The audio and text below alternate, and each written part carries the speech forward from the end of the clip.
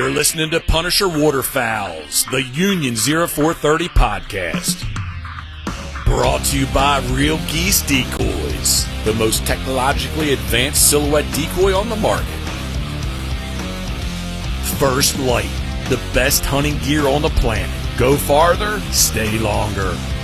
And Ducklander Calls, tradition, education, and quality. Built to hunt. Oh, everybody, I want you to take a minute and just soak this in, because the very first doctor has now made an appearance on the Union 0430. A nice round of applause for Dr. Bill Dickinson for carving some time out of his day and coming on and talking with us retro breaks. Everybody, we've got a great show for you. If you've been following our social media over the last little bit, you know that we've linked up with Tetra Hearing, great company out of the States that are doing some amazing things with technology and hearing. And I'm just waiting on mine to be shipped from the factory now. So trust me, you'll be hearing a lot more about it once I get them. As usual, we've got the constant. Philly is up in the top left-hand corner. He's with us all the way from Port Perry. Dave, 2 weeks in a row. This is a record that we've got Dave. So, and he's carved some time out of his busy schedule. And of course, Dr. Bill Dickinson coming to us all the way from Tennessee. Correct? Tennessee? Yes, sir. Yeah. Tennessee by way of Michigan. So we had said earlier, first doctor, I think the first person from Tennessee, but then he was telling us that he grew up in Michigan. We were like, oh, well, we've had a lot of boys on from Michigan. So that's basically small Ontario. Well, that's what Bill had said. He was like, when he moved down to Nashville, he was like, it wasn't until he moved to Nashville that that's what it was. It was like Southern Canada, Michigan. Yeah. We man, when I first got, we've been here 20 years now. And it was unbelievable. I didn't know that there was a classified Michigan accent until I moved into Tennessee, and man, they can pick out even now, 20 years later, they're still like, oh man, I love that Michigan accent. And I'm really, and then the best part about it though, guys, someone down here will try to do my accent, like mimic, and I'm like, yeah. No, that's how we do the Canadian accents. yeah, that is good. That's it. When I went to NWTF, that's exactly us. Like we're sitting at the bar and just having some pints, and then the guy's like, man, have you guys ever heard of Letterkenny? I'm like, fuck yeah. He's like, you sound like you're just from that town. I'm like, yeah, pretty much. Yeah. Pretty much. It's the next town over. Yeah. No, so all seriousness. So, it's such a crazy small world though, when you think about it, like you and we've said it a million times on this show, how just small and how connected everything is. But, you think about, I don't know, like 10 years ago when I thought about duck hunting in the States, I thought of Arkansas, Louisiana. Those were those southern states. Those were the states that I thought were the big bird hunter, or that's the only place where the big bird hunters were, right? And now I've come to learn, Michigan is such a big bird hunting state, Washington, Oregon, Ohio. So I would say Texas, yeah. Texas is the big one. Northern California. I would say that, so this is episode 157 that we've done. I would say we've had more people from Michigan and Ohio on this show than of any other state. But remember, there's no bird hunting in Ohio, right, Ellithorpe? yeah. So no. Brian Ellithorpe is freaking out right now because we're bringing up Ohio again. But yeah, it's crazy. Like Michigan and Ohio, it's like those. I guess maybe Ohio is considered Southern Canada too. I don't know. Well, isn't it like human nature though? Like you always, when I was teaching back in graduate school and trying to help make new audiologists, and one of the common phrases that you hear in medical education is when you hear hoofbeats, think horses, not zebras, right? Like anytime you're in school and you're studying, and you always want to make it the most exotic, and you want to make it the most bizarre, and you want to make it the most unique, and that's kind of human nature, and that's why everyone wants to think like, oh, a flooded green timber hunt shooting mallards in the face is like the absolute epitome of duck hunting.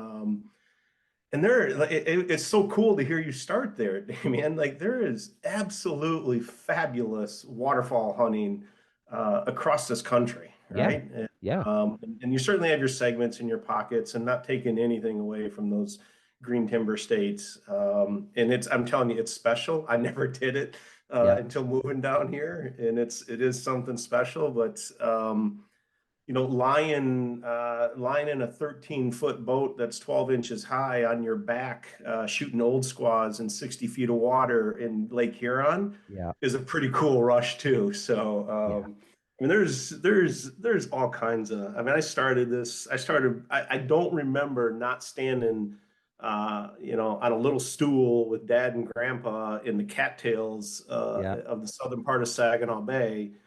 And I grew up only thinking that every duck hunt was a mixed bag. You could shoot a red, you could shoot a bluebill, you could shoot, a mallard and a gaddy, and you might get a teal. And I thought that was duck hunting because, man, that's how I cut my teeth.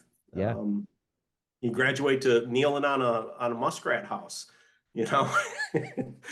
before you could even find some waders that would fit, type thing. So you're comparing the sound of horse hoof beats and zebra hoof beats to talk about like how traveled you are with duck hunting, and here I am thinking, fuck, I haven't left Ontario really, and all I can think of is Bugs Bunny with a set of coconut shells doing the clop clop clop thing. But maybe that's just how redneck and untraveled I am. One of the first things I learned is that these southern guys, there's no corner on redneck. You can go to any part of this globe and you can find some good redneck. Oh, absolutely. I think I don't know, would you guys consider Newfoundland the redneck of Canada? No, Bancroft, yes. Bancroft, but not Newfoundland. No. No, but it's very true. You get this, shooting mallards in the face, coming down, just coming from the heavens, coming down through all that timber. Like that's what you think. But then, I'm watching videos these days of Matt Judy out in Washington and just widgeon. Like I've never seen so much widgeon before in my life. And I'm just like, that's gotta be insane to be shooting widgeon like that. And then you go over on the East Coast with Jeff Coates in Maryland, and he's shooting scoter. And I'm just like, man, like it's insane. It is such an insane thing. And if you ignorance on my part, because I just thought Louisiana and Arkansas was the states, and that's where you went to shoot ducks. And lo and behold, you go to like Nova Scotia, and I think they're just littered with blacks. So Newfoundland like is like littered. So black ducks in Nova Scotia is insane, right? But then they're like pigeons. But we'll hit a lot of black ducks here.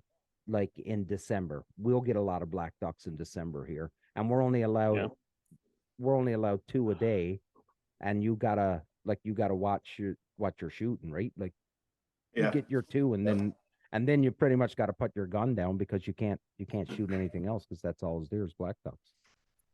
Well, I cut my teeth on the back in those Saginaw Bay days in the cattails when it was the point system, and you had 100 points a day. I don't know if they ever did that in Canada, or not that I'm aware of. I know you boys aren't old enough probably, but I mean, you got 100 points a day, and that Susie was 70, and so you got really good at picking out the brown duck. Yeah, no doubt. Because you were unloading your gun pretty quickly. A Drake was 25, and a hen mallard was 70 points, and so that math doesn't.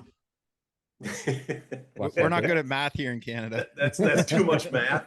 70 and 25. Yeah.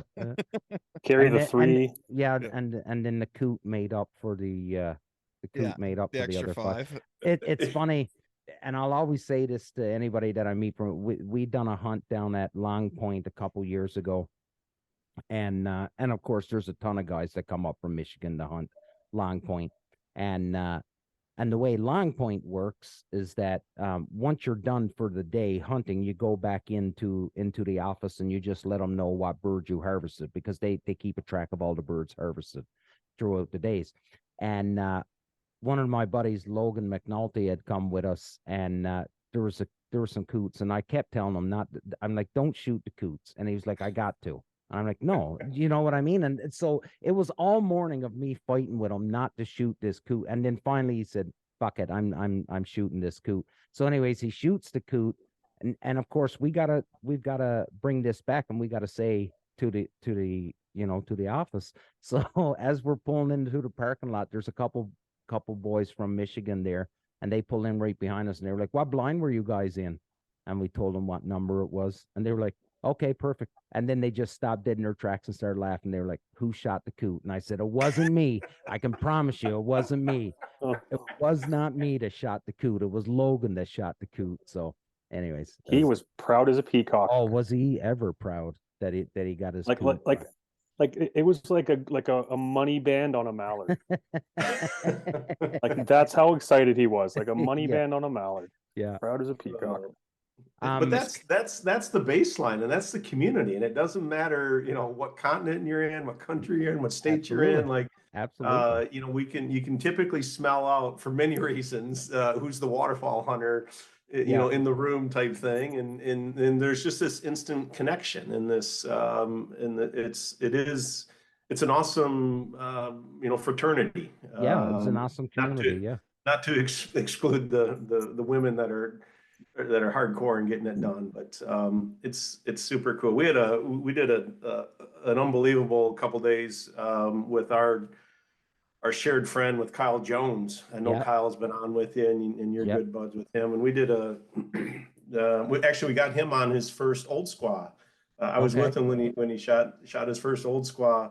Dropped it at over 40 yards. I'm going to tell you, I'm going to brag on him for now. With a 28 gauge. One shot folded it as it was 40 yards. Every bit of 40. And of course, and it was a windy day because you were out on Lake Erie, right? Lake Huron. Yeah. And so these guys got what it was like with it was a calm day because it was about a foot and a half rollers. And so now that was American side, right? There you go. Yep. Yeah. Well, no, I'm just saying, like, you guys have this fancy ammo that comes in like tungsten and shit, right? Like, we're still in steel here. Yeah. Yeah, fair. Well, and that he had one of his magic bullets in there, and that 28 gauge, but it was impressive. Well, that was Friday, Saturday and Sunday we were on fields, and both days were magical. The second day we were all on. It was mostly Canada geese, but there was enough ducks to keep us interested and honest, And we were with a couple of Kyle's buddies up there that he does some hunting with, and somebody, to this day I don't quite know. Only God knows who really shot it, but somebody shot a hen pintail. Oh. And I'm telling you, boys, you would have thought that duck was gold plated. Oh yeah. It was for all three of them that were arguing who shot it. It was their first pintail. So I don't know how they're splitting it up to this day, but that's the cool part, right? I mean, and that was, I've never seen someone get so excited over a hen pintail, but it was their first pintail. Yeah, of course. It's just the awesome part of the sport. So yeah, like wouldn't you say that what one takes for granted, and you sort of said it on the Saginaw Bay where you thought every hunt was a mixed bag, so our other two buddies that come on the show that live in Nova Scotia, where black ducks are just like it's ridiculous how many black ducks and mallards. It's insane. But yet, if we talk to Wade Shoemaker, will say, he was like, I'll come, just invite me to Nova Scotia and I'll come tomorrow if I get a chance to shoot a black duck. Right? Yeah. Like it's just it's such an amazing thing, because geographically, I've never shot a bull sprig. Never. I've shot hen pintails, but I've never shot a drake pintail ever. So it's one of those things, right? So and I think that's why waterfowlers are well traveled. Like, so Dave and I are going down to do a hunt with Kyle in, I think, around the middle of October. We're going to come across and do a hunt with them, come hang out with them for a couple of days and do a hunt. But I think that's why waterfowlers are so well traveled, is just, you want to get that. And I swear, someday I'll hit California and I'll get that cinnamon teal. Well, I that don't was know like my when. season last fall. I'm looking forward to getting some of that delicious 28 gauge ammo. Yeah. Really, right? Like, As a It's, doctor, you probably know, like, I broke my collarbone and it still hurts to shoot a 12 gauge. But that 28 gauge, man, it's like I think I've had harder farts than that thing does, right? Oh, It's ridiculous. creates they more are a vibration. sweet gun. yeah. Yeah. So that's, man, you really did you skip over the 20? When you went sub gauge, you went big sub gauge, huh? You went right to the 28, or were you shooting a 20 for a while? So I have a 20 as well. And I was going to use it, but then it kind of became I just didn't want to risk it. And the doctor actually had this like little list of like the pounds of pressure that the guns put off. Wow. And he's just like, and he says, I probably wouldn't shoot a shotgun this year. And then I'm like, oh, fuck. But then I noticed he didn't have the one for 28 gauge. So I'm like, pull up the phone and use Google. And I'm like, hey, what about this? And I showed him. He's just like, yeah, that he could try it. And I'm like, fuck it. Went out and bought the best 28 gauge I could find. And yeah. So yeah. They work on geese. So Phil and I were side by side in the blind for the guys hunt, and we both shot geese with our 28 gauges. So thing works. Yeah. But, Yeah. Well, I'm telling you not to come up with none of us need a new business model, and also probably an illegal one. But if you come over and Kyle gets you hooked on that Apex, and you're gonna find a way to get it across that border. I can tell you that. Word on the street is it's almost here. Yeah, it's almost here. It's good. just some Good. Canadian red tape. For the reputation we have of being such friendly people, we can be real assholes when it comes to getting ammo into our country.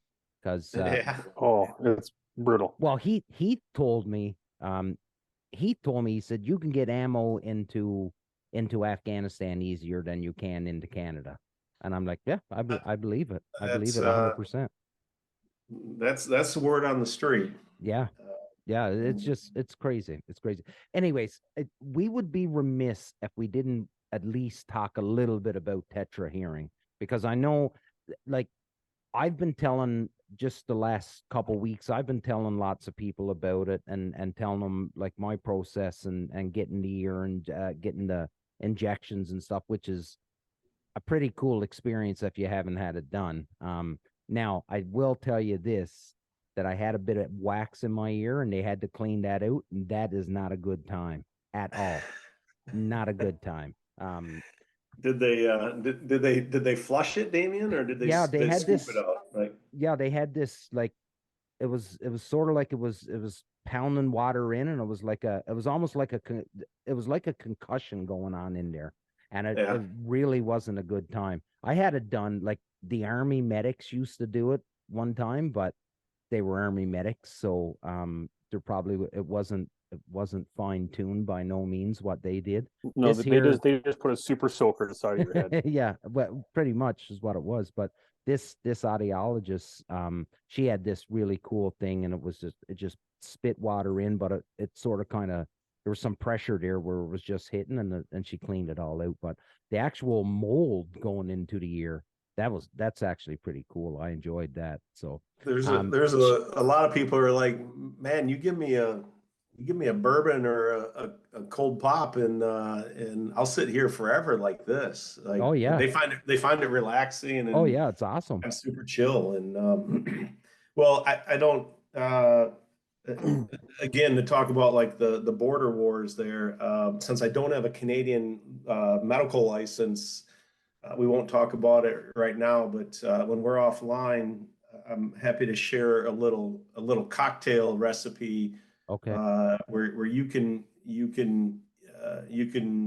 irrigate your own ear Okay. canals, and you'll never ever have to have it done like that again. Good. And so we'll keep that. Yeah, We'll get that set up on the side for you. Okay. I'm just gonna order that tool off of TikTok that I see them using. Like, don't use a Q-tip, use this magic tool. Yeah. It looks like you could either like run a fence post line, right? It's like a post hole digger, like an auger, Yeah. or hell, you guys would use it as an ice fishing auger. I know that. Yeah. But no, so getting back to Tetra, the biggest thing, and it's very cool, and I know we'll get into the technology and all that stuff behind it. So to give you my background, so I have PTSD. I after serving in the military, I've got PTSD, the whole bit. So anything now mental health, I'm very, very conscious about. So when I read that, and I don't really know the exact way to say it, so maybe you can help me out, but you're 3 times more likely to have dementia if you have hearing loss, correct? Is that the right way to say it, Bill? Yeah, it is. It's actually it's honestly a little darker than that. It's a little more Really? morose, because it's if you have a moderate loss, Yeah. which I'm telling you, it's hard to find a duck hunter who's been doing it for more than 5, certainly 10 years, that isn't into the moderate loss category, as far as hearing loss goes, that you have a 6 to 8 times more likelihood, and it's age related. So to kind of step back on all of that study, it's actually about 25 years ago now, they started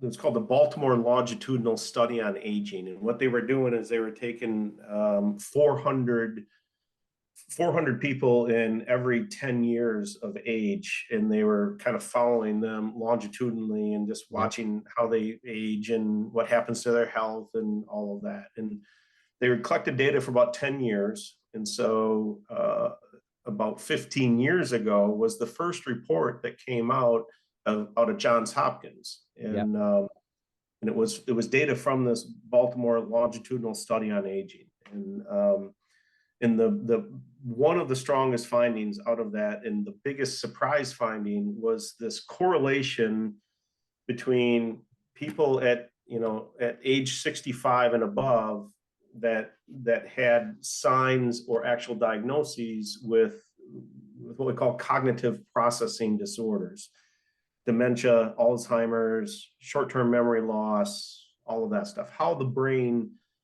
makes sense and stores information, and more importantly, is able to recall that information about the world around us. And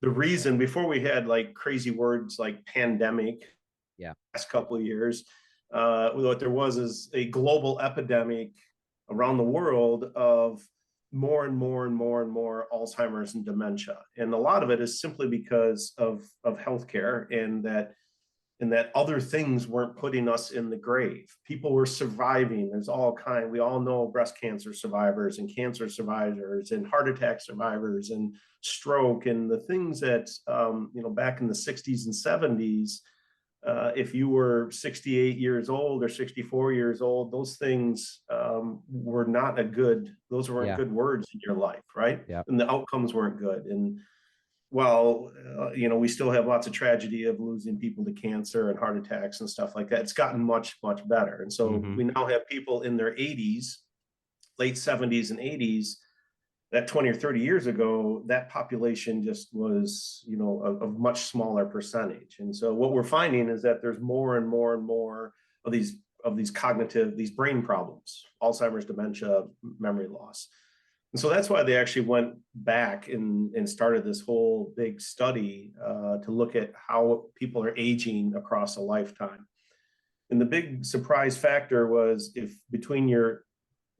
determined of the group of people that have been diagnosed with Alzheimer's and dementia, that it really falls into two categories. And it falls into a genetic component, which is about 60, 63, about 2/3 of if you had 1,000 people or 10,000 people with Alzheimer's and dementia diagnosis, about 2/3 of it was genetics. And so we're just screwed. If mom and dad gave it, it's in the gene pool. Yeah. It's the one water you can't clean, right? Is that damn gene pool. And if it's in there, then if you live long enough, it's probably going to be, part of your life. And so that could be kind of a dark way of looking at it. That, man, 2/3, we're just screwed and we can't do anything.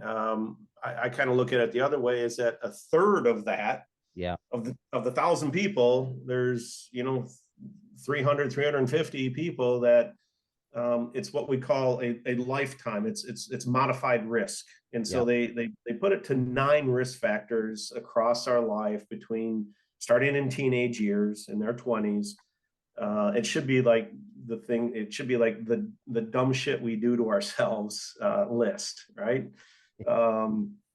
And one of them, the number one factor, there's 9 risk factors. The number one factor is, what is your hearing status between 35 and 55?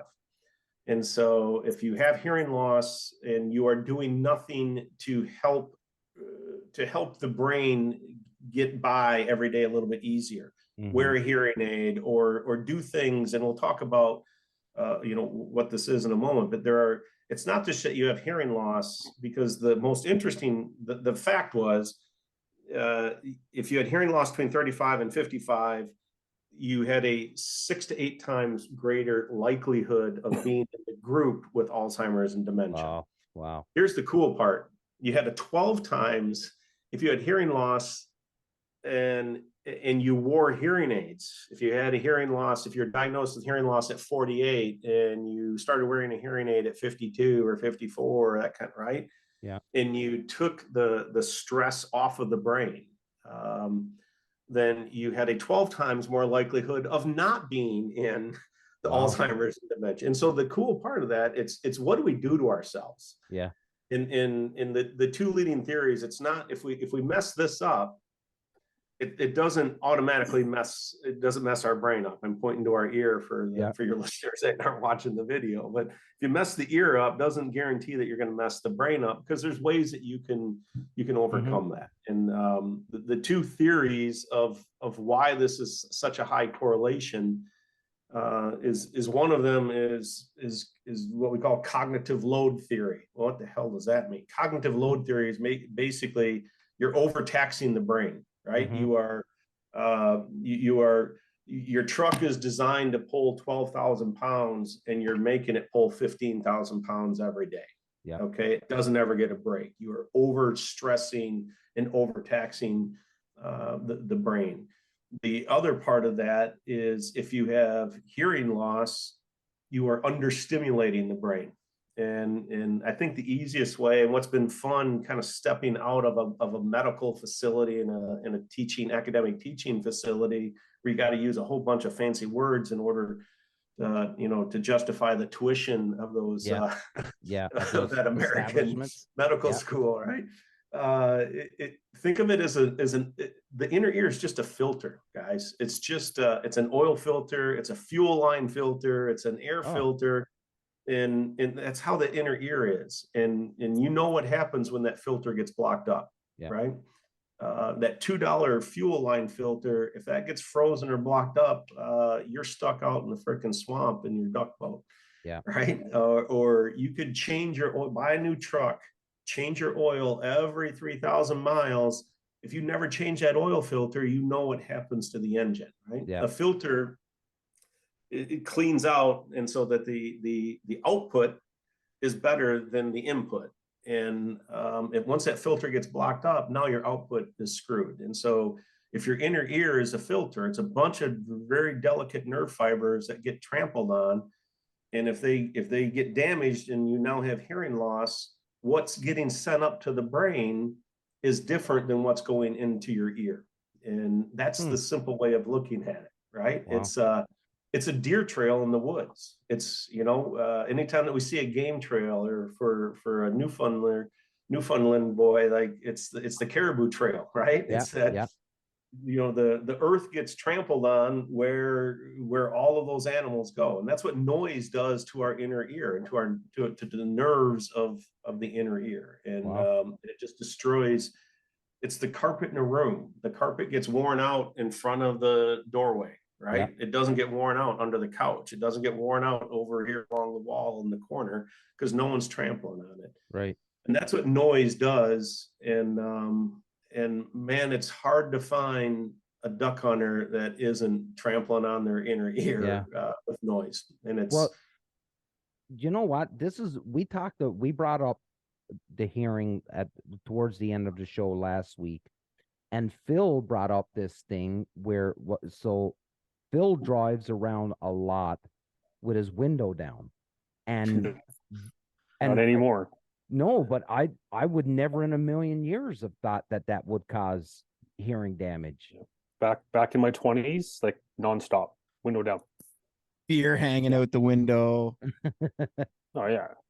Well, so that's an absolute big one, Phil. And it takes people a long time to kind of figure out like what kind of exposure that's getting it. The worst thing is that's where most guys, especially young guys, are practicing their calling, right? In the truck, in the window, when they're driving, when they're and man, you put all your windows up and you start wailing on that call, and you try doing a highball call on that, like you are absolutely abusing your inner ear by doing that. And matter of fact, even in the blind, and this was the catch-22, and this can kind of get us into why we designed the technology and why we put the whole company together, is the number one reason that people, well, number one, and it's kind of 1 and 1A, of why a waterfowl hunter won't wear any hearing protection.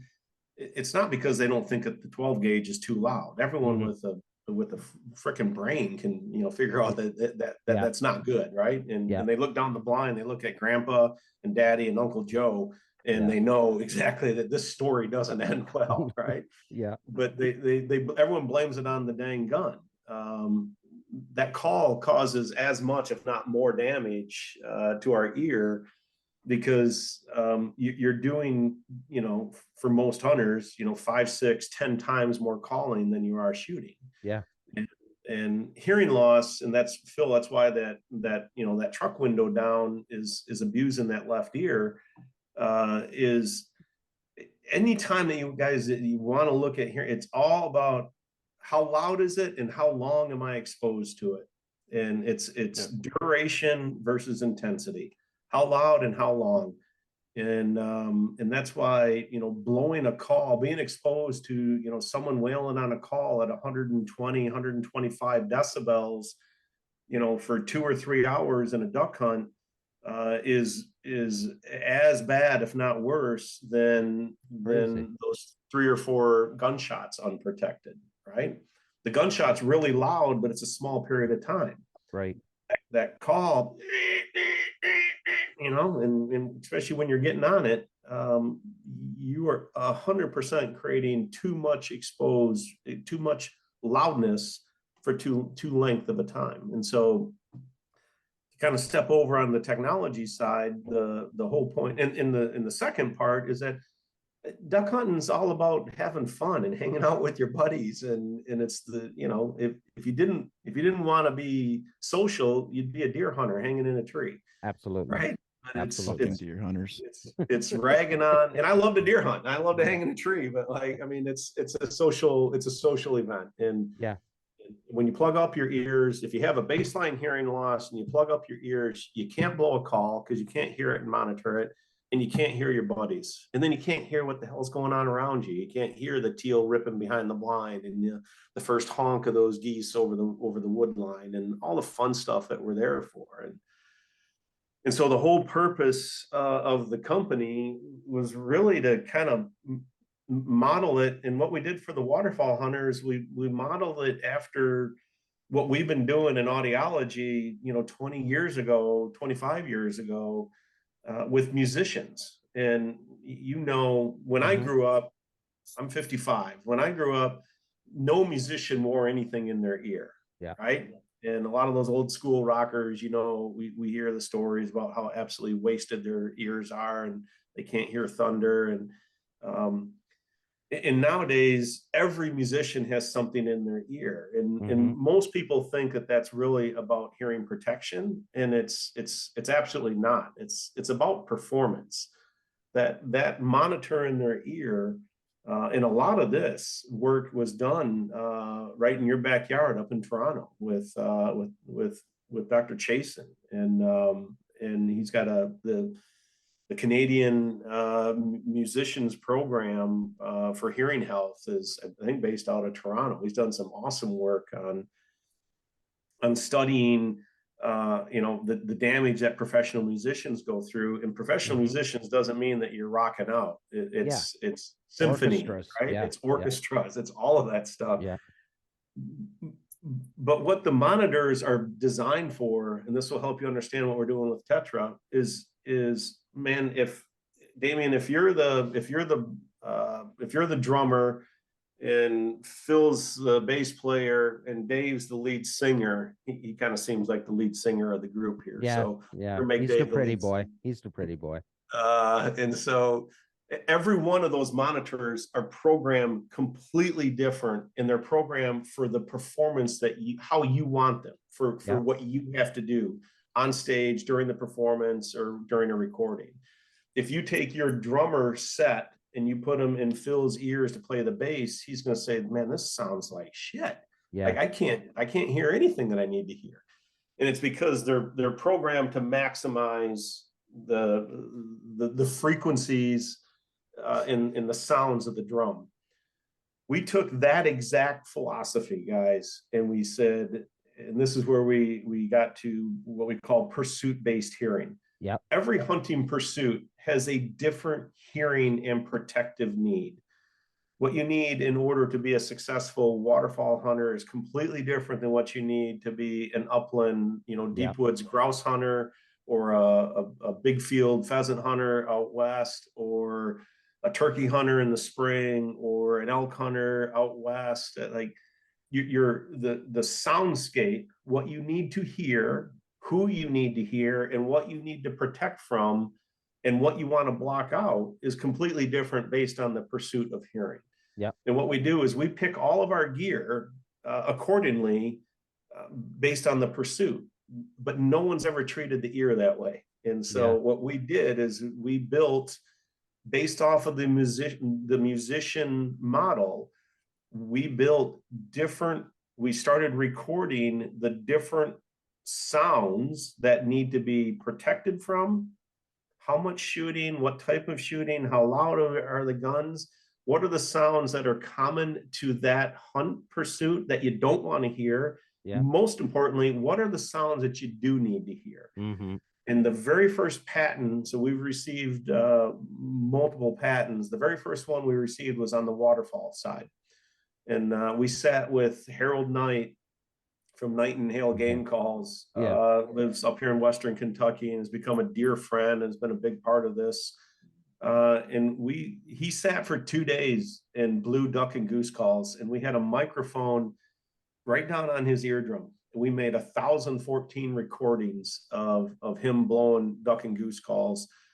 And then we run that through and we come out with a single recording that incorporates all of those, everything from a Canada goose call to a speck call to a pintail to a you name it, right? Wow. Teal call, hen mallard, hail call, everything.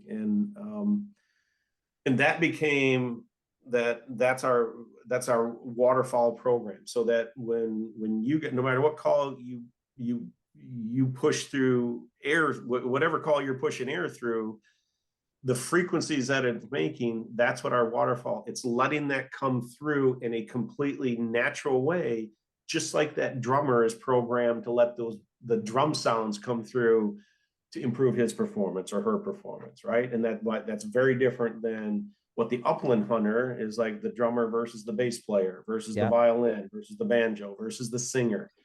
And what you need when you're walking a South Dakota pheasant field is uniquely different than what you need in that green timber flooded hunt, right? Yeah. Well, oh, sorry, Dave. So, yeah, go for it. okay, so you're talking about how you did the calls and you can hear the calls, right? You have a mallard that's 100 yards away. It's going to kind of half amplify that sound, right? Does it, the person, like say Damien and I, say the four of us are in a duck blind and Damien's blowing his duck call. Does it just reduce the actual decibel level of that duck call so you can still hear it? Or what does that do for me? For the duck call? Awesome question, Dave. And the answer is like it's like you're in your truck with your best song on, and all you do is you turn it down a little bit, right? Instead of level 9, you're turning it down. You don't change how the song sounds. You don't change the frequencies. You're not mixing. Every other hearing protection on the market is either doing things like peak clipping, or if it's a foam plug, some frequencies can get through, some frequencies can't. And so what every other device is doing is distorting what you're hearing. It's exactly what you're worried about. And what we are doing is we're letting all of those frequencies come through just at a safe level. And so that, instead of when you're wailing on that cut down mondo and it's coming out at 126 dB, and what we would look at, I should have a whiteboard where, that has a certain spectrum of sound, right? Mm-hmm. Just like a guitar sounds different than a banjo. It has a different spectrum of sound, right?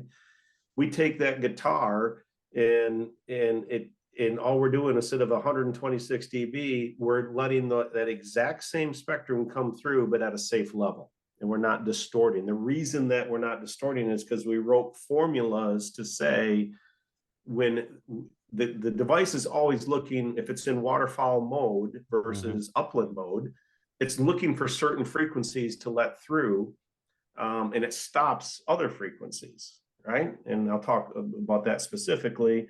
And it's just when it lets those frequencies of a hen mallard hail call come through, it's just letting that through at a safe level, like you just turn the song down on the radio in your truck, right? The reason that we can do it is because we went back and we sourced very, very, very high-end, essentially hearing aid level, digital hearing aid level technology.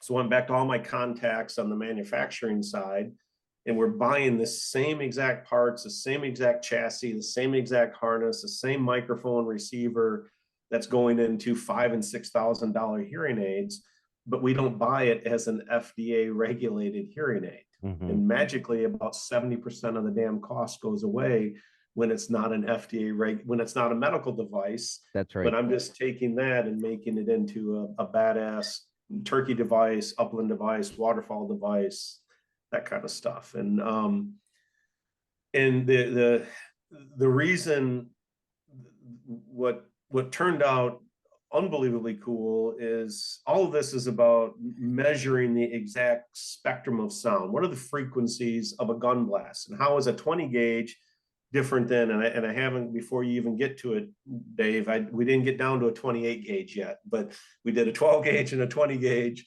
And we did magnum hunting loads versus skeet and target loads. And we would measure the spectrum of the blast. Where's the peak? What's the most damaging area? Where are the parts of that blast that are damaging to the ear? We've got 16 bands of sound processing built into the Tetra device. And the cool part is that gun blast, when that gun blast goes off, it's in about 4 of those of the 16 bands. There's a little bit, depending on some of the magnum loads, it kind of creeps into a 5th band. So what we do is when the blast goes off, we shut down the bands where that blast is going through. It's kind of like a TSA agent. Y'all have TSAs like at the airport. Yeah. It's that TSA agent who stops you and doesn't let you go through, right? And we do it in a very sophisticated way that we've been doing for 20 years on the hearing aid programming side. And we can stop that sound going through that blast. When that blast is going through, those frequencies get stopped. The other 10 or 11 or 12 bands stay open because there's no danger there. There's no frequencies. What all electronic hearing protection has done before, when the blast goes off, it shuts down everything. Like you go dark. Yeah. Don't. And think of so like I use concussion earmuffs in the military shooting, right? So I could hear everything. It was microphone that was enhanced, but as soon as there was a gunshot, it just muffed everything, so you couldn't hear a thing, right? And that's sort of what you were talking about. It is, but what we're doing is we're just saying we're going to take out the frequencies that just where the blast is, and everything else stays open. So what it's going to feel like, what you're going to have the first time you pull a trigger on it, is you're going to notice like the gun was completely suppressed. That's gone. Not gone. Gone's the wrong word. We can't make it gone, right? It just is completely muffled, but yet I'm completely open to hearing my environment. That's because crazy. Of the 16 bands, the 4 bands get shut off. The other 12 bands stay open because there's no danger there, right? Crazy. Think of if in your room you had track lighting, 2 rows of 8 lights, right? And you could control each individual. If you had 16 lights, and when that blast goes off, we have to shut down number 8, number 9, number 10, and number 11. Yeah. But the rest of the lights stay on, and that's why we're able to, we went through and we like on the upland side, we monitored, we measured and recorded everything: pheasant flush, quail flush, chucker flush. I didn't get my beloved partridge that I grew up chasing grouse in northern Michigan, but and we recorded 2 Garmin e-collars, right? You got to be able to hear your dogs. You can't see your dogs, you got to be able to hear your dogs. And like all of those sounds, all of those frequencies, we want to amplify. We're giving, just put a number on it. We're amplifying them 18 times. We recorded boots on gravel. We recorded briars going across scraping chaps.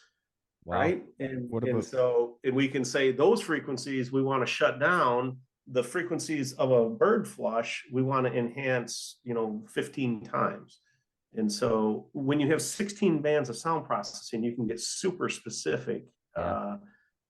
It's throwing a mortar in World War II versus, a frickin' Scud missile, a GPS guided Scud missile, where you can put it down the frickin' chimney of the factory that you're shooting at, right? And absolutely. Well, I know when I introduced Heath to a guide friend of mine that runs a pretty big operation up here in Canada, and his first question to Heath was, listen, I don't wear any hearing protection because I can't, if I wear hearing protection, I can't hear my call.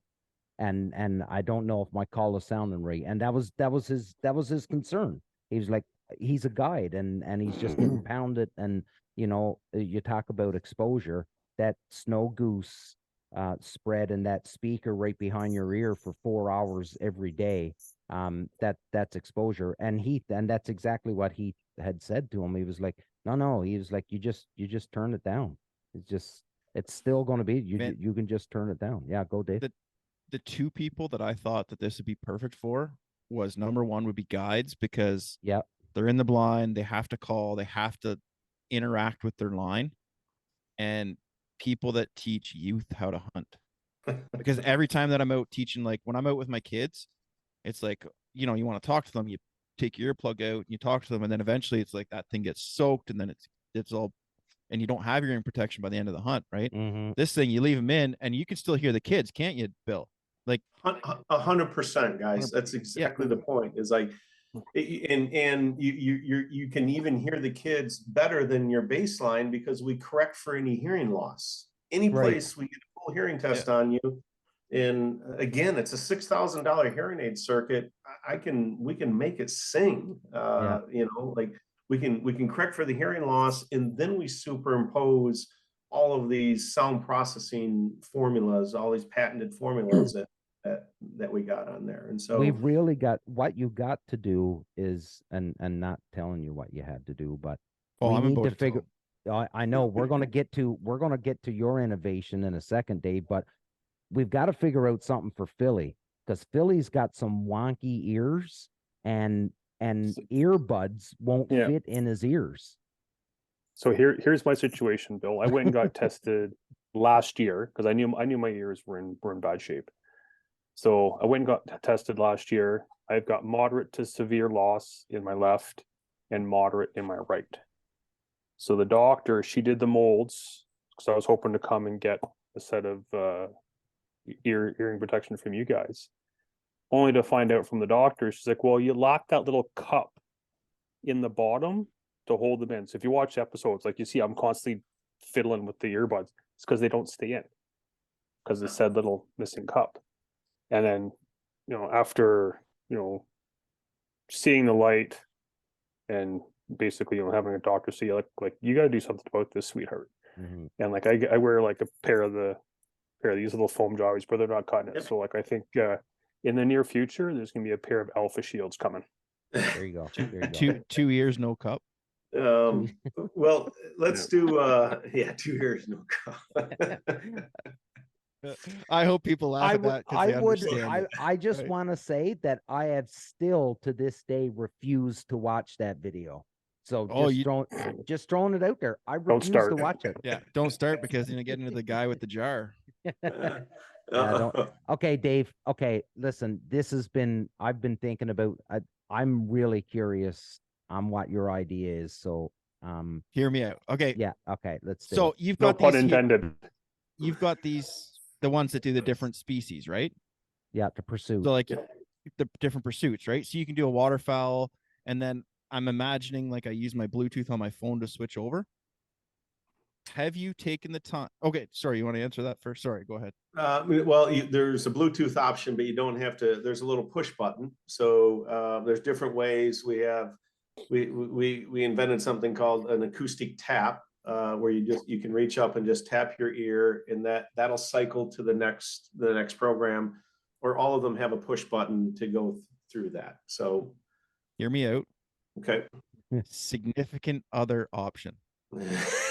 Where I've been out hunting with the boys all day. I come home after the bar and it's like, oh fuck, I'm gonna get yelled at. Just tone it down a little bit, right? And then, you know, then I don't have to be like, we're all going to hell, brother. We are way ahead of you, bud. So, I knew it. Like, I love you guys. Here's but this is going to be just for you, dude. Matter of fact, we can somehow, like, we need to call it something. So we'll somehow like turn it into. Dave's not here. You know, I'll get your what these guys call you, maybe behind your back or something, your nickname, or and that's what the circuit will be, right? Dark cloud. Here's how it works, brother. We release this with our Bluetooth, and so you're right. We can take any sample, like we can sample a chainsaw and we can filter that out. We can sample speed shooting and enhance and filter out, and we can enhance. We just enhanced out to 1,200 meters on steel, hitting steel at 1,200 meters, and we can enhance the ding, right? And so we get very specific on. We created a rattlesnake program for Northern California, a 78-year-old guy that's been. That we created a specific rattlesnake program. So we get cool. Those are just examples that we can get super specific. So as you know, we can take a voice. And we can either enhance that voice or we could decrease that voice. And so on eliminate on the Bluetooth, Dave, what we do is we push it out. And in the app, we're going to have an app. This is future development. We're going to have an app where I need a 10-second recording of any voice that you would either want to maximize and enhance, or that you would want to completely get rid of and eliminate. Right? Does she have to be yelling? Like, is it the way that she's talking, or I just need the frequency. So you record her voice, and here's how get it her goes. angry. Get her angry. After you record it, there's an auction that starts for 1 hour, and both of you can bid. Whoever has the highest bid, I either enhance that voice or I decrease that voice. How about that? Yeah, there you go.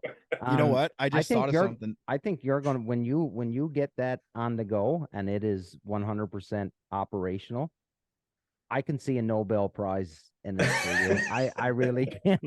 No, you know how many murders would happen? Like, could you imagine, like, you just got home from the bar and you put the Tetras in, and then you get home and you put it to significant other option, and you walk in and she's just screaming at you, and the first words out of your mouth, because you can't hear her, you don't know what she's saying. Yeah. The first words are you angry? Oh. Just take it. You seem upset. Yeah, just take a breath. Take a breath, baby. Just relax. What I thought you were going to go that you wanted the Tetra to like read her mind somehow.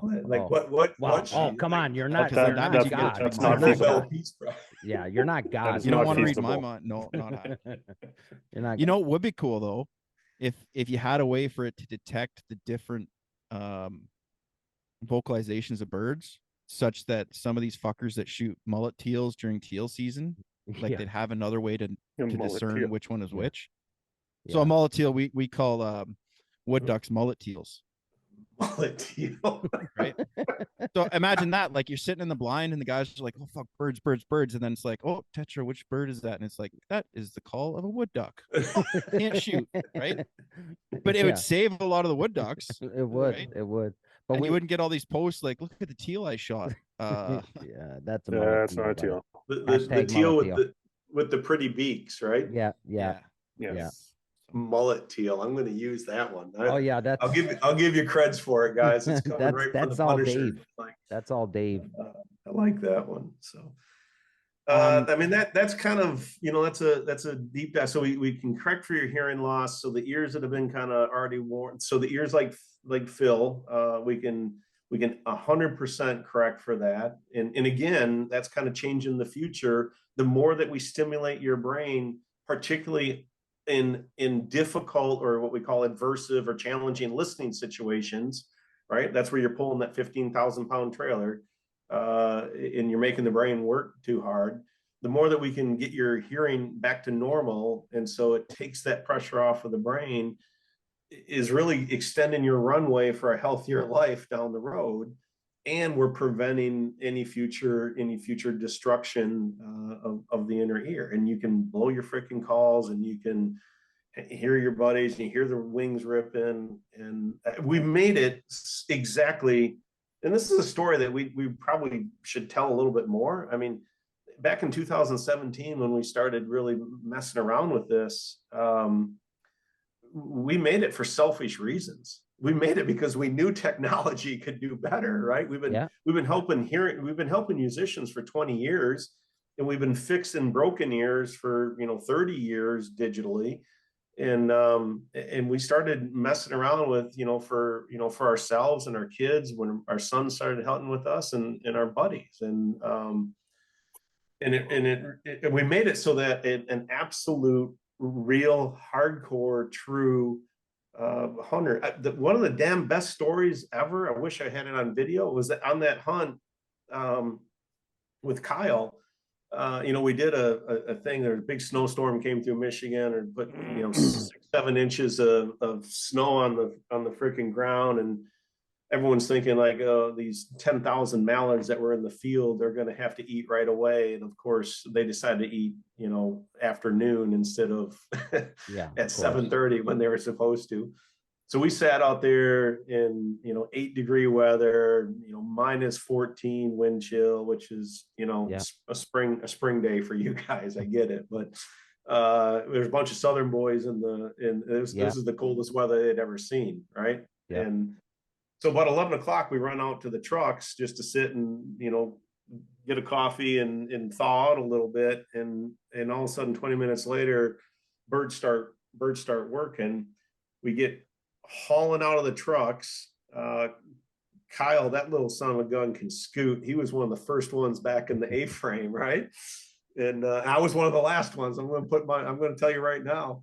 And so I'm in there, just huffing and puffing, trying to keep my insides on my inside, right? I haven't done a 250-yard sprint like that, and I don't know when. In the dam, there was probably 40 birds that landed in our decoys that we kicked off, and they took up, circled around. Kyle got on his freaking call and put them back right in place. And then all of a sudden, it's the first volley. We had 9 guns, boom, boom, boom, boom, boom, right? And everyone's, high-fiving and having a freaking ball. Kyle goes running out of the freaking A-frame and hauls his ass all the way back to the truck, and then comes running back, blowing a call the whole way, because now there's 300, 400, 500 birds in the air, right? Oh my God. Gets back in there, and everyone's like, dude, what did you forget? And he goes, I didn't have my Tetras.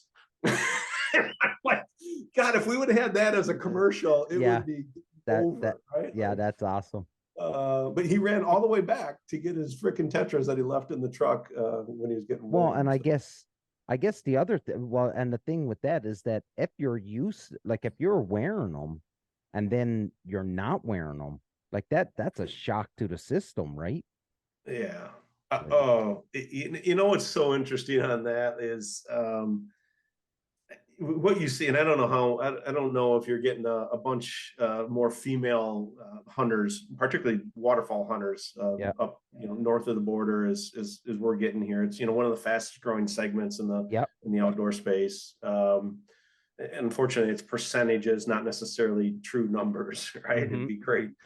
Anyway, what's unreal is how accustomed us knuckle dragging males are, to we've been socialized that the ears just should take that beating, and that, and I'm telling you, I can't tell you the amount of 50-plus-year-old guys that have looked me in the face and say, I remember, I sure wish I wouldn't have messed it up back in my teens and 20s.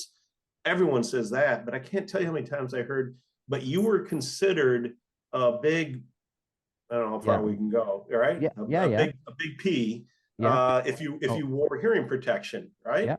Big wussy. And so absolutely. And like where the hell does that come from, right? I mean, it's crazy. But what you don't see it on the female side. You don't see, like, they are clearly more gifted in their thinking. Well, and you don't see, and you'll see parents ensure that their kids wear it, but yet they won't wear it. You know what I mean? Like, and I've done it with my kids. I'm like, make sure you got hearing protection on it. And here I am standing out with none. So, and Dave, guys, you're nodding your head like you've done the same thing. That's why we're doing this, and that's why I'm absolutely stoked to be working with you guys, is because we need other people, that especially those young hunters, early hunters, early career hunters. Doesn't have to just be youth, right? It can be the 26-year-old who's picking it up. Absolutely. But those early career hunters, you've earned their attention and their respect, right? And you have a platform where you can make a difference. And again, the first rule that we have at Tetra is you don't ever throw, like those plugs that Phil pulled out. Yeah. Like we do nothing but knuckles and high fives when we see that stuff, right? Yeah. I don't, at least you're using something. Like, I don't care. We will never throw shade on any other hearing protection. And and the idea is to do something. And once we get you committed to doing something, and what my vision and my belief is, that if we can get, particularly that young male, if we can get his attention early in life, that when you're doing this type of stuff, you've got to protect your ears. It's Mhm. just absolutely, it goes with muzzle safety. It goes Yeah. with, you know, Yeah, you never point a absolutely. freaking gun at something that you don't intend to kill. It's all the rules. It's safety. It's, you know, mechanical safety use. It's blind etiquette and blind safety. Like, we drill that into these kids' heads. And the worst part is, like, you can sit, you know, you sit in the backyard clinking, you know, boxes and milk jugs when you're 6 years old, 7 years old with pawpaw on the picnic table, right? Because Mhm. you're going to go, this is your first year, you get to go squirrel hunting. Yeah. And the whole time that you're shooting all summer, you put earmuffs on that 6-year-old kid. And then on the opening day of squirrel season, you're walking around the woods with nothing in their ears. Like, how freaking confusing is Yeah. that? Gotta hear the squirrel. Yeah. Gotta hear the- yeah. Okay, so we talked about the younger segment, and I don't know if you guys have seen this, but I've seen a lot of like early 20s, like late teens, early 20s kids with man, I'm not saying this in a bad way, but earbuds in, like Apple AirPods or whatever. Yep. Yeah. And they use that active noise canceling. Does that count as hearing protection? 100% no. Right. I'm not saying it in a bad way. Please don't take that for anyone. No, that, no, no, no. I just want to make sure that they know Well, that that's here's if they're using it for that, then at least it's a step in the right direction, right? Mhm. I mean, if they're using it to talk on the phone and play Fortnite and do all that kind of crap, like if it's about listening to music, then. But if it's in their ear because they think they're doing something, the reality is, if it's a proper fit, the problem is that the majority of those don't have a proper fit. Right. If like you're using like the AirPod Pros that have, you know, like a silicone tip, if you've got the right size ear canal and that silicone tip is completely sealing off the ear, then yes, it has the possibility and it's better than nothing. But is it proper hearing protection? No. And it's not the active. So it's so cool that you brought up the active noise cancellation, Dave, because the circuitry on that cannot react fast enough to squash that gunshot, right? That by the time that compression, because it's a low end circuit, I mean, yeah, they're expensive. They're $300, $400, $500, but that's the compressor on that circuit. By the time that thing is getting ready and starting to compress, the gunshot is off. It's already over. And but so, and to be fair, it's not designed for that gunshot. It's designed for not listening to someone at the gym grunting, right? Like, yeah. And it's a long term, and that's why the whole, you know, one of the things, and that we could, you know, if you really want to get me fired up, talk about the NRR, the noise reduction ratio, right? How all hearing protection for firearm use is measured against, at least down here in the States it is. And the NRR was built for specifically for industrial hearing protection to protect workers' ears. And the definition of the NRR back in the 50s, and it hasn't evolved since, was that it was for wideband sound, so 250 cycles to 8,000 cycles. That's not a gunshot. A gunshot is a very narrow band and more in the mid frequencies. But what kills me is that the NRR to what you're supposed to measure pulling a trigger specifically says for signals greater than 75 seconds in duration. Holy smokes. So, That's a long time. Yeah, exactly. And like if you're working in an automotive factory or a printing press or, you know, a coal mine, and it's, you know, and it's about heavy equipment that's running 10 hours a day, the NRR is a great measurement tool. Yeah. But for an impulse noise like a gunshot, it absolutely sucks. But yet everyone kind of keeps going back to it. And so just having that thing in their ear, Dave, makes a better difference than having nothing. And to me, that gives us hope that at least these young guys are thinking, at least it's on their radar. Yeah. And you guys can help. You guys can help make it. You know, we keep talking about our goal is to change the conversation and to change the culture. And I inherently believe that it's wrong to introduce, you know, that little Johnny who finally gets to hunt the big blind on opening day, right? Whether you're, 5, 6, 7, 8 years old, whenever you get to make that big step, and he doesn't sleep for freaking 4 nights because he's so excited he gets to do opening day finally with the big guys. And he shows up, and dad and older brothers and cousins and uncles and grandpa, and there's on opening day, and there's not an earplug in anyone's ear, any type of hearing protection. You just taught little Johnny that duck hunters don't wear anything in their ear, and I think that's fundamentally wrong. And we have to at our level now is where we have to start to set the standard, right? We set the standard, and then everybody else follows. Guys, I got to Dave, quick, because I'm about to close down the show. What? We do a second one right away? Well, we can. I don't well, know. no, I was just gonna say, like, exactly what you were saying there. Like, we don't teach our kids to get in the car without putting their seatbelt on. Absolutely. There you go. Yep. No, and you're absolutely right.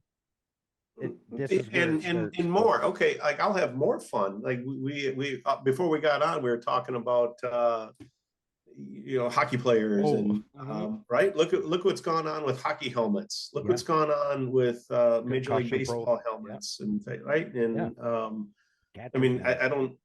mean, now you're the oddball if you're skiing out west and you don't have a ski helmet. Man, I learned to ski in northern Michigan with a set of Levi's and a really bad coat and a ball cap turned backwards, right? And now it's like you have 3 eyes if you're out in freaking Colorado without a helmet on. And that's the whole point of it, is like that safety and health and wellness has changed dramatically over the last 30 years, and especially the waterfowl community, but the hunting community in general has been lagging behind tremendously. And I'm all for if what's super cool about doing this with you guys today is in 2 days we're 4 years old. We launched 4 years ago on September 1st, right? And I never dreamed it would come this far, this fast. I never dreamed we would be able to have freaking partners like I'm looking at right now, and guys that are willing to kind of take the ink and drink the Kool-Aid and be a part of this. And if we sell if Tetra is the best thing that sells more walkers, or if Tetra is the best thing that sells any of our competitor products, then I'm all for that, right? Like, because we'll get it as long as we make the best technology. And right now, hands down, for many reasons we do, we'll get our fair share. But we got to raise the frickin' tide first, and we got to make it something that everyone's talking about. And here's the big kicker, guys, and then I'll shut up.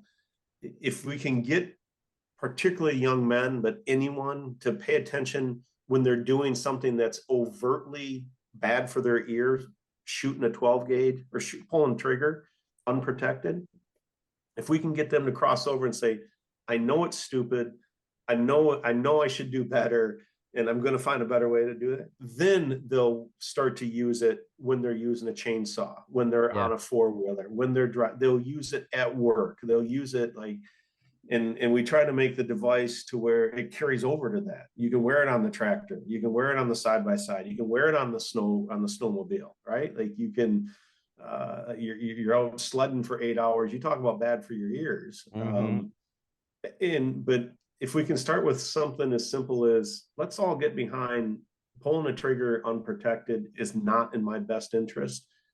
Then that'll trickle into the rest of their life. And if we get that 12-year-old kid to not bang metal on metal, and be ripping saws and doing all the stuff that we grow up doing, and a lot of that's rite of passage, right? Like, we get, the part of growing up, especially for a young male, like when you get to start doing dangerous shit, is when you've earned enough respect and responsibility of your elders that they can trust you. And it's amazing that's what we're doing. And manhood.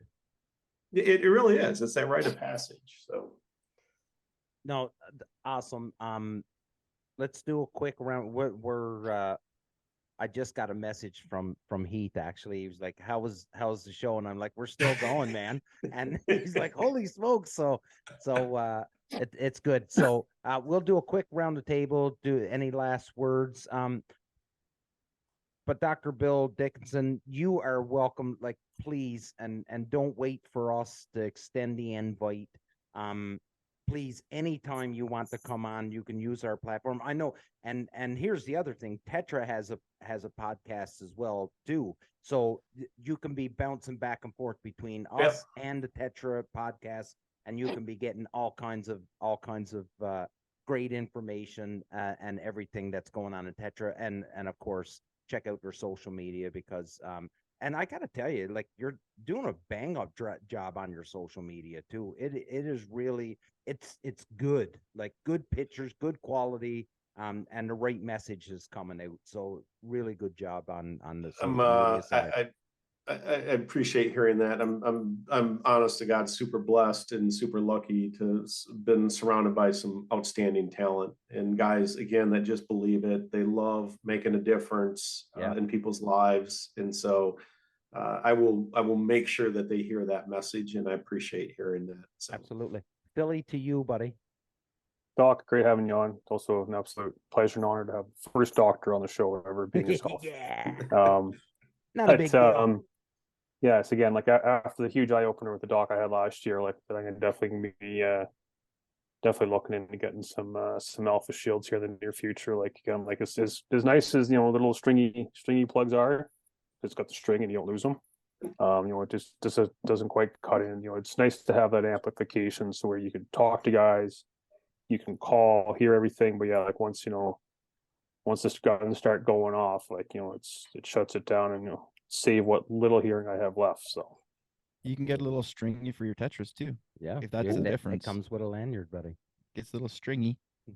Good to know. Dave, to you, I'll be ordering some in the near future here. So yeah, Bill, looking forward to trying this out and seeing what it's like. The big thing that I thought of throughout the show, have you guys thought of teaming up with like my Lucky Duck e-collar here, right?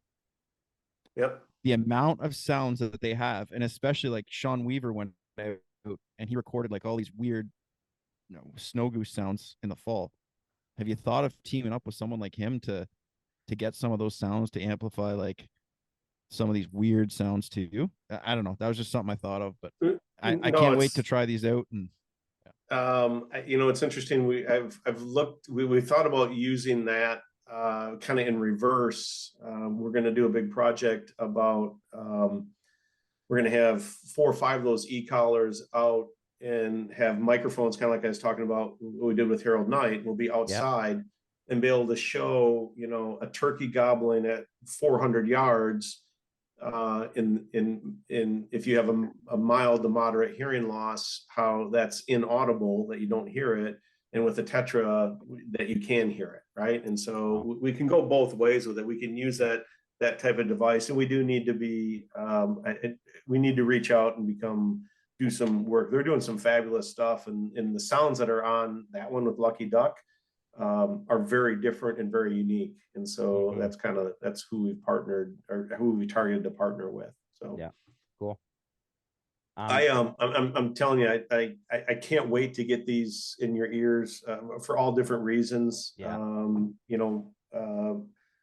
Phil, I appreciate you sharing, kind of where your hearing is at. Like all of you, these are the moments that I absolutely love in the company, is because I know that you've been super graceful, and let me talk about what we're doing and why we're doing it. But at the end of the day, you're like, but man, I don't want it to.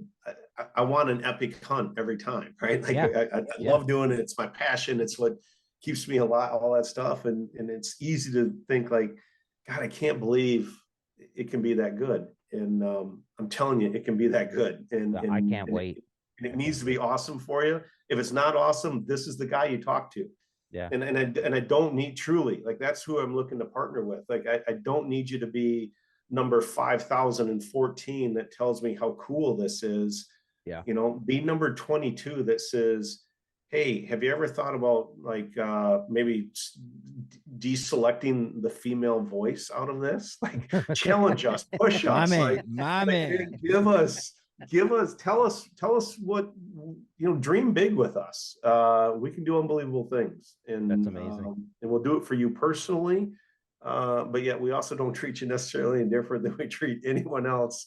You know, that gives us a dollar, Yeah. because that's the greatest gift that we can get when someone trusts us, you know, with their future, and trusts us with their, you know, by giving us money and buying the product. So Awesome.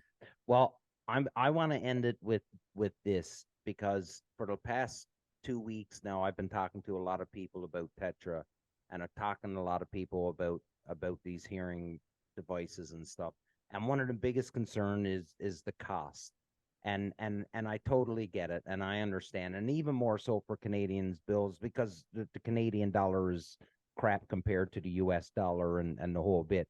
But here's my thought process, and I said this to Dave when we had first started talking, and I'd said, I spend $2,500 on a gun, I spend hundreds of dollars on ammo, I can't even put a dollar figure on the decoys and calls and everything else that I've got here in the garage, but yet I won't spend the money to save my hearing. And then that's what me and Dave were talking about. And I said, you know what, it's ridiculous that I have, you know, all this money spent in all the gear to help me get the ducks, but I've got nothing that's actually going to save my hearing. And I done 20 years in the military where I wore hearing protection at everything I done, and I was a sapper. I blew shit up for a living. But yet when I went hunting, I never wore anything, and it was just asinine. It just made no sense, and now I'm paying for it. My hearing isn't as bad as what Bill's is, but it's only a matter of time, and it will be. So yeah. I'm telling you, that's the line of thinking that I have with regards to this, and the reason why I'm jumping in and getting the set right now is just because I'm 46 years old, and things are starting to go downhill fast. And if I can save a little bit of something, I will. So with that, ladies and gentlemen, you can get a hold of us. We've got a discount code that's good up until December. We can get you hooked up with a discount code. I can talk you through the process for Canadians that are looking to get your ear injections and all of that stuff done. Message us, Dave and we can help you, walk you through it. We can get you all squared away and tell you exactly what you got to do. Just like Bill had said, he's blessed to be surrounded by some amazing people. We say it every show. Surround yourself with good people, and good things will happen to you. This is the Union 0430 podcast. We are not experts. We'll never pretend to be, just a bunch of dudes that love hanging out and talking anything bird hunting. Be good to one another. Until next show. Thanks a lot.